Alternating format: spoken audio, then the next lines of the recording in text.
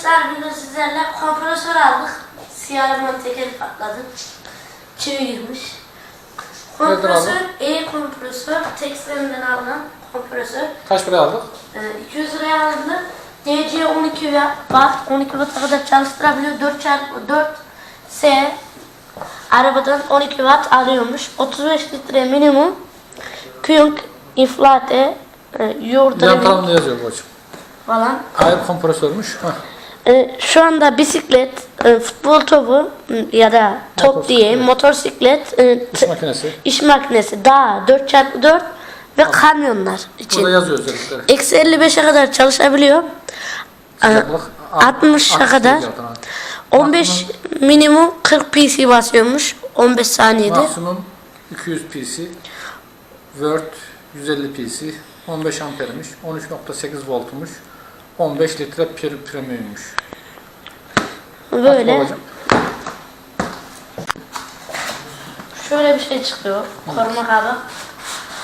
Çıkar bakalım.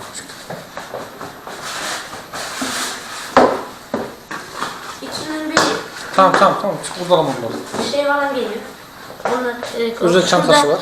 Philips'i var. Philips'ten açıyoruz. Ve beyaz şeylerden geliyor. Hiç sevmediğim şeyler. Şöyle geliyor. Çantası var bunun. Şurada tutma şeyi var. Evet. Tutma yeriyle açıyoruz. Ürün çakmaklıklı olduğu için bir adet çakmaklığı var. Ve buradan Kaç metre var? Bak bakalım. 1-2 metre ya da 3-4 metre var. Yok Şurada oğlum. size okuyayım ben. 4 veya 5 metre var kaplı çakmaklar. Arka tekere kadar ulaşması için babacığım. Evet. Burada yazıyor mu? Burada ışıklığı var herhalde. Öyle mi? Evet. Buradan Şurada açma, kapama düğmesi feneri var arkadaşlar. Feneri şuradan açıp kapatabiliyoruz. Ürünü şuradan çalıştırıyoruz. En hızlı şekli bu. Ondan sonra en hızlı şekli 2 tık. Bir öne attım mı yavaş yavaş çalışıyor. Evet. Şurada futbol topu şişirmek için şöyle bir adet futbol topu şeyi var. Evet.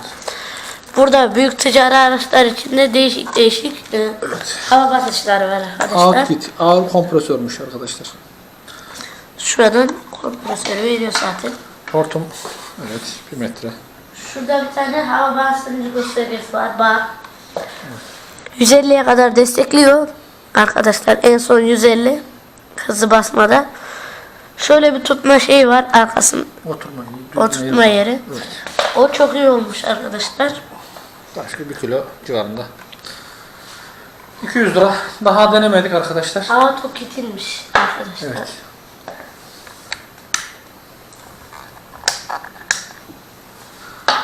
Şuraya bir şey giriyor galiba. Şu giriyor galiba. O nerede çakmak? Onunla. Evet tamam. Öyle. Şey yapmak için. Bunlar çıkartılıyor. Kaldı. Tamam. Tamam.